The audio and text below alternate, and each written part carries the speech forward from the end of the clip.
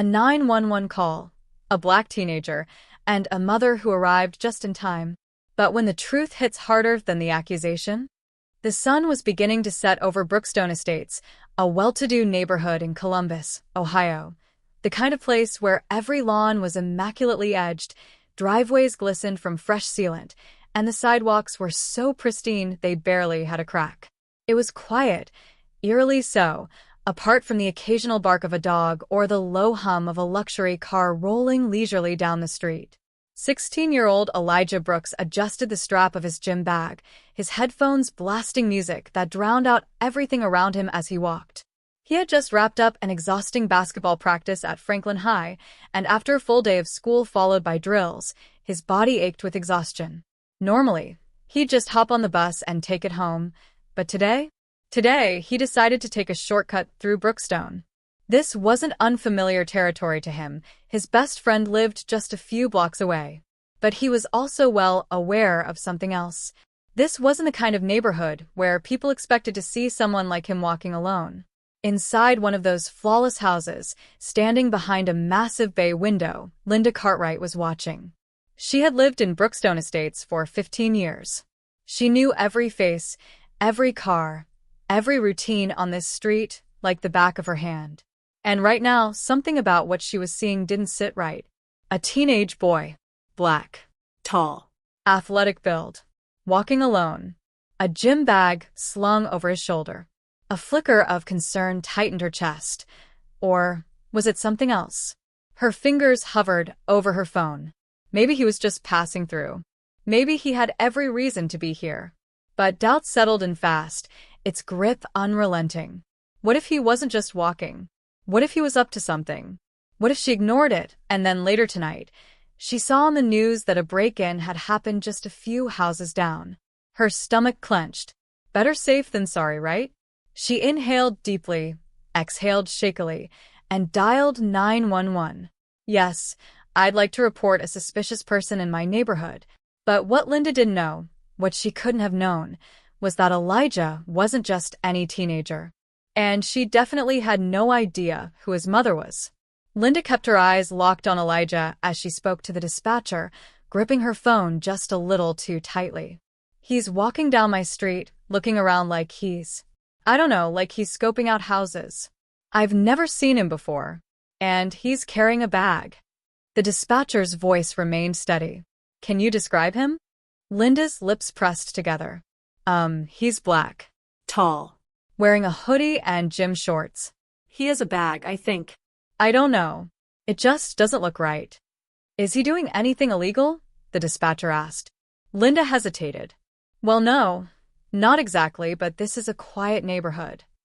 And that was enough. The dispatcher assured her that officers would be on their way. Linda exhaled, her gaze never leaving Elijah as he stopped briefly to switch his playlist. He had no idea what was coming. The call that changed everything. Just a few streets away, Officers Bennett and Rodriguez were patrolling when the call came through. Possible prowler. Brookstone Estates. Male. Black. Mid-teens. Carrying a bag. Bennett, a broad-shouldered officer with 15 years on the force, glanced at Rodriguez, the younger cop still learning the ropes. Let's check it out. Without hesitation, they flipped on their lights and sped toward the neighborhood.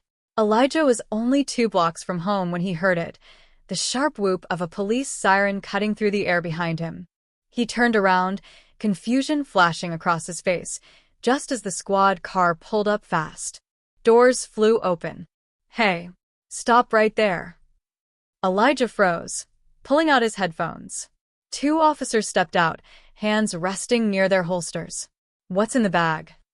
Bennett demanded. Elijah blinked, his mind racing. My basketball gear? Where are you headed? Home. His voice was steady, but his chest tightened.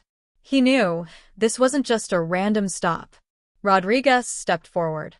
You live around here? Yes, sir. A few blocks over. Bennett scoffed. That right? What's the address? Elijah barely had time to respond before Rodriguez yanked the bag from his shoulder. Hey, that's my stuff. Relax. Bennett muttered, unzipping it. Shoes. A sweaty jersey. A water bottle. Nothing suspicious.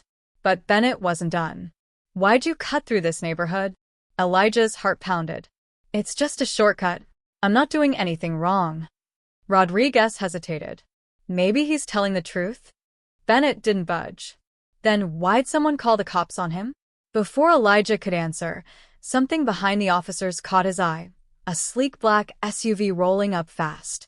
The doors swung open, and out stepped Denise Brooks. A mother, a mayor, and a moment that changed everything. The officers didn't know who they had just stopped, and neither did Linda.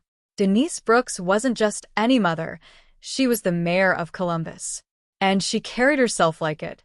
Dressed in a sharp navy blazer, heels clicking against the pavement, she moved with a deliberate, controlled purpose. She wasn't frantic. She wasn't shouting. But the weight of her presence was undeniable. Bennett's shoulders stiffened. Rodriguez was the first to speak. Ma'am, I need you to step back. We're handling a situation. Denise didn't flinch. Oh, I see that, she said smoothly, her voice sharp enough to cut through steel. And what exactly is the situation? Elijah exhaled, relief washing over him. Mom. She held up a hand. I've got this. Bennett cleared his throat. We received a call about a suspicious person in the area. Denise arched a brow. Suspicious? Rodriguez gestured toward Elijah. We stopped him to ask some questions. We need to confirm if he actually lives here. Denise took a slow breath, pulled out her phone, tapped a few times, and held up the screen. That's my son. There it was, Elijah's student ID, their home address, a picture of them together at a community event last month. The silence was deafening. Denise's gaze didn't waver. Did you stop him because he was suspicious? Or because someone assumed he didn't belong? Neither officer had an answer. And Linda? She just stood there, the weight of her decision pressing down on her. Because now, she wasn't asking herself if Elijah was the danger. She was asking herself if it had been her all along. 3 of 3.